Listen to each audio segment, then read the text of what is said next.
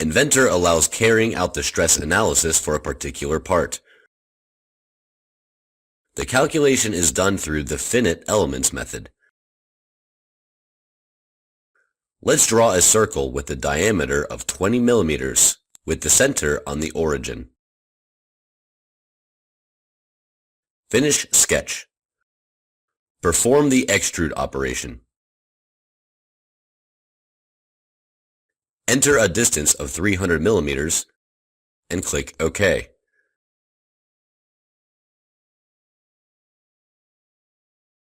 Name this part shaft and save it.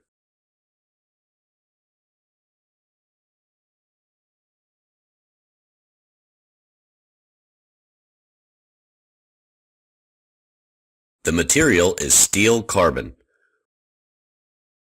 Right-click on the name of the part and open iProperties. On the tab Physical, ensure that the selected material is steel carbon.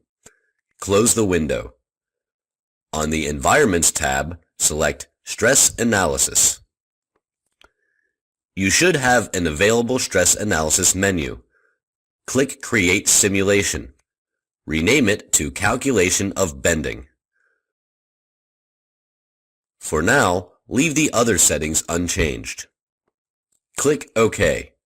First, check whether the software assigned the correct material for calculation. Open the Assign Materials window. Here, we see that the field contains the correct value, steel carbon. Here, we can override the material and choose one of the available materials. Click OK. Next, we specify the constraint for our calculations. Select Fixed Constraint and specify the end planes of the shaft.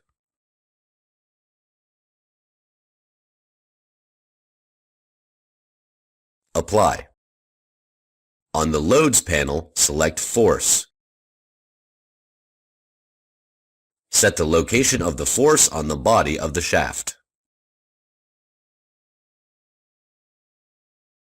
Check Use Vector Components.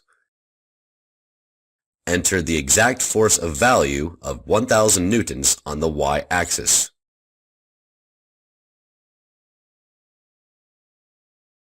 Enter -1000 to choose the opposite direction of the force.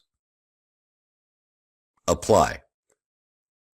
In the browser area, you can see the corresponding folders with loads and constraints, and you can edit them at any time.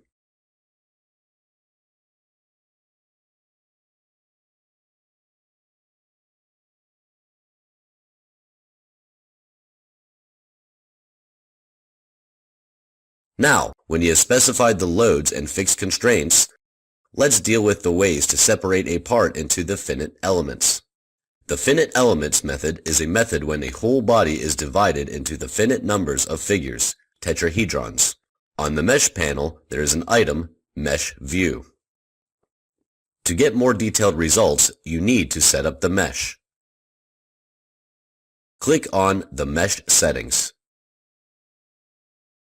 Here, you can specify the average element size. Enter 0.05. The maximum element size is 0.1. Leave grading factors unchanged.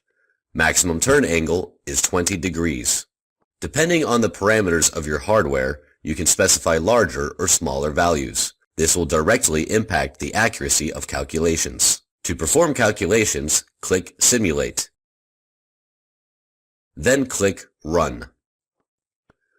Three-dimensional constraints and loads are created in several directions. These multi-direction loads are added to get the equivalent load, which is also known as von Mises stress.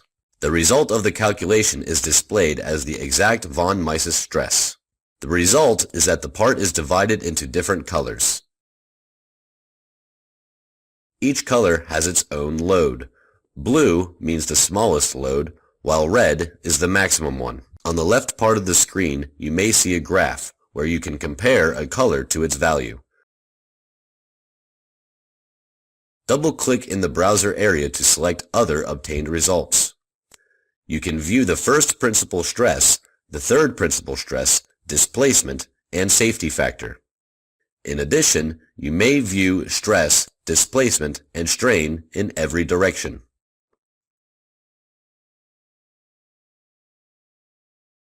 If you click on the mesh view, you can see that the part is divided into smaller elements.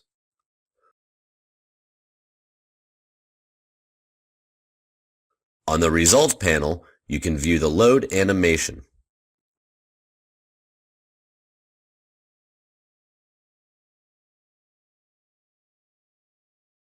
You can specify the place for the probe and view the results of calculation for every point on the surface of your part.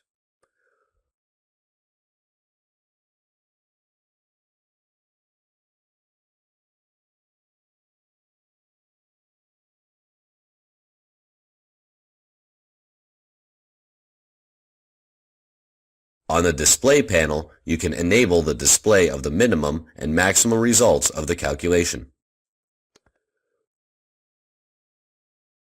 With the Adjustment option, you can select a multiplier to view more detailed results.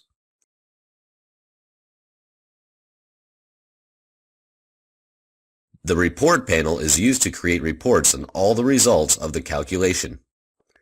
It is saved in the HTML format and contains all calculation data.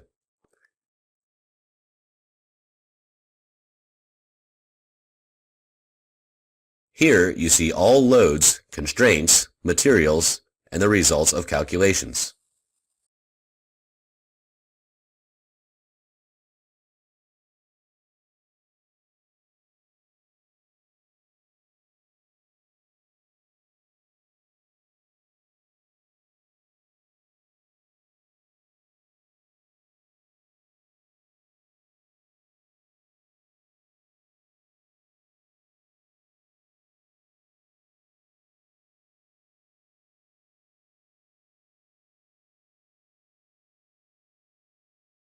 Finish stress analysis and save the part.